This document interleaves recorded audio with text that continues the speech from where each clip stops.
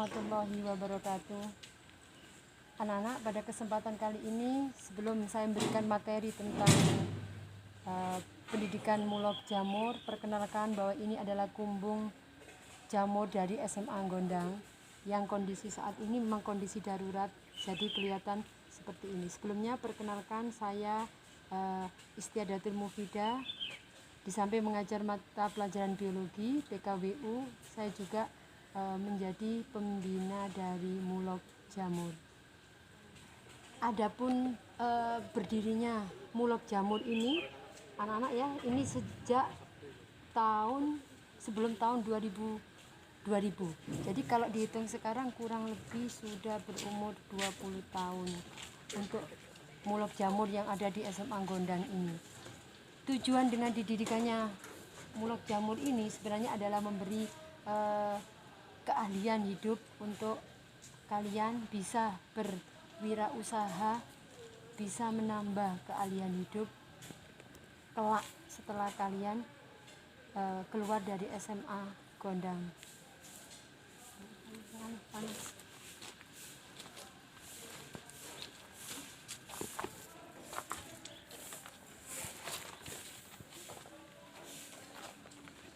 Selanjutnya di sini saya akan menjelaskan bagaimana budidaya jamur di SMA Gondang ini. Kita sudah 20 tahun kita sudah 20 tahun memelihara jamur di SMA Gondang ini. Dan dari tahun ke tahun kami bisa merasakan susah payahnya atau untung ruginya dari budidaya jamur ini. Saya merasa bahwa budidaya jamur ini merupakan usaha yang relatif mudah yang bisa kalian terapkan di rumah. Meskipun kalian harus bekerja di luar, kalian bisa membuat sampingan dari budidaya jamur ini. Ada anak yang sudah keluar dari SMA ini, kemudian juga masih mau menggali atau menimba ilmu tentang budidaya jamur di SMA Gondang ini. Sebenarnya mudah sekali. Syarat dari budidaya jamur ini adalah tempatnya. Mungkin kalau zaman dahulu ya, wilayah Gondang itu termasuk wilayah yang sejuk, sehingga budidaya jamur ini mudah kita terapkan. Jamur merupakan ikon dari SMA Gondang, budidaya jamur ini. Akhirnya sekarang sudah banyak sekolah yang meniru atau membuat mulok jamur ini. Syarat budidaya jamur yang pertama adalah kelembapannya yang harus tinggi. Kenapa? Karena seperti materi kalian sudah pernah kalian terima di kelas 10, syarat tumbuh jamur adalah di tempat yang lembab.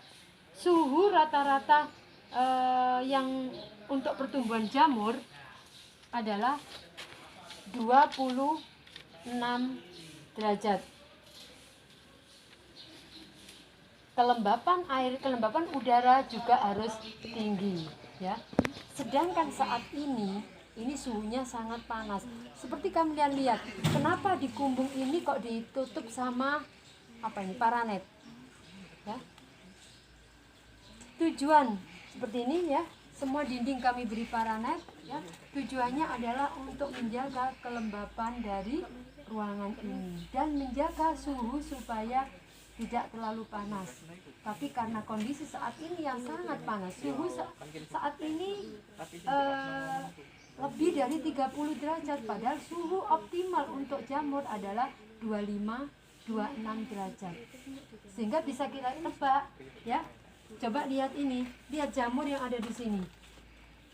Hasilnya, nah ini kalian lihat ini, jamur yang tumbuh ya, ini kurang maksimal. Begitu juga ini. Kenapa jamur ini tidak bisa maksimal lebar? Karena suhu yang panas.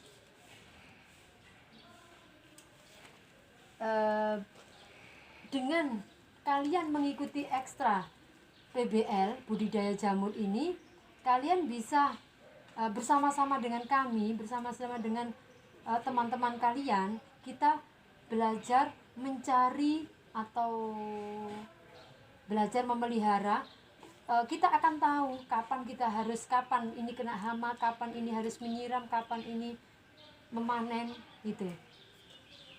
Cut dulu. Untuk budidaya jamur di SMA Gondang, kita tidak membuat dari awalnya, ya. Kita sudah beli sudah dalam bentuk backlog ini, ya. Karena apa? Kemampuan atau pengelolaan di sekolah terbatas. Karena untuk membuat backlog ini, ya, backlog yang belum ada ini harus mengalami sterilisasi di dalam oven boleh, di dalam kub besar kayak disterilkan, ya, dengan waktu panas yang beberapa jam. Jadi untuk diterapkan di sekolah kita mengalami kesulitan sehingga kita harus beli dari luar di pabrik yang ada di sekitar SMA Gondang. Terutama kami ngambil dari kemasan tani, ya, Julang Gongso itu. Per polybagnya sekitar 2000. Kemudian untuk cara pembibitan, ya, untuk cara pembibitan ini adalah berasal dari serbuk kayu, gergaji kayu yang diberikan bibitnya jamur ditanamkan. Jadi kita beli sudah dalam bentuk polybag backlog ini yang sudah berisi bibit jamur. Kemudian kita tata di rak, ya. Kita tata di rak. Untuk luas ini kurang lebih 4 kali 8 meter ini kita isi hanya 1000 backlog. Kenapa? Karena sebenarnya diisi 2000 bisa. Kenapa kami hanya mengisi 1000? Karena tujuan kami sebenarnya bukan untuk bisnis, tapi untuk memberikan pengetahuan ke kalian untuk latihan saja, gitu ya. Jadi sangat terbatas. Awalnya dulu kumbung kita itu luas sehingga bisa ditempati sampai 2000 itu pernah, ya. Tapi kita juga kewalahan untuk menjualnya karena kita ada di sekolah, tidak seperti pebisnis yang di luar. Pebisnis yang di luar memang di situ dia berbisnis untuk usaha, waktunya juga lebih banyak, memelihara ini juga lebih enak karena di rumah. Tapi kalau kita di sekolah anak ya, kita ada pembagian kerja untuk memelihara bibit jamur ini, ya. Jadi bibit yang baru datang, ya, akan kita tata di rak seperti ini. Ini per rak kurang lebih 200. Kita tunggu sampai 2 minggu. Habis itu kapas yang ada di ujung, kapas yang ada menutupi ujung backlog ini kita ambil. Dalam jangka 1 minggu, ya, kurang lebih 1 minggu akan tumbuh miselium ataupun jamur baru-baru. Kamu lihat ini. Ini adalah, nah seperti ini calon-calon, ini bermesilium. Kemudian ini adalah calon dari jamur yang baru.